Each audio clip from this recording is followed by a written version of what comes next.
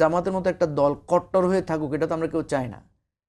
আমি বলতেছি আমাদের দেশের মানুষ তো জামাতকে চায় যে জামাত একটা মানে উদার দলে পরিণত হোক, এবং এটা জামাত হচ্ছেও।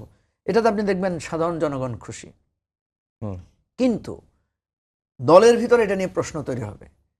দলের ভিতরে কেন প্রশ্ন তৈরি হবে? একজন লোক বলবে যে আমি দীর্ঘদিন চেষ্টা করেও পার্টির সদস্য হতে পারছি না, আর ওই যে মিস্টার বাবু বিধানচন্দ্র সেন বা বাবু অমুক, উনি পার্টির হয় কিভাবে, ওনাকে আমরা কিভাবে প্রার্থী দেব? মানে এই প্রশ্নগুলো দলের মধ্যে আসবে তার জনগণকে যখন আপনি ভোট দিতে বলবেন। কারণ জামাত এতদিন বলছে খোদাভীরু লোককে ভোট দিতে হবে।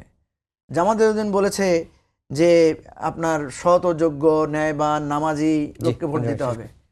সে যখন একটা বেনামাজি লোককে সে যখন ওই যে তার ইয়াতে স্থান দিবে, তখন এটা তার কর্মীরা তাকে প্রশ্ন করবে। এই জায়গাটায় নীতিগত জায়গায় সে একটা একদম সময় আছে।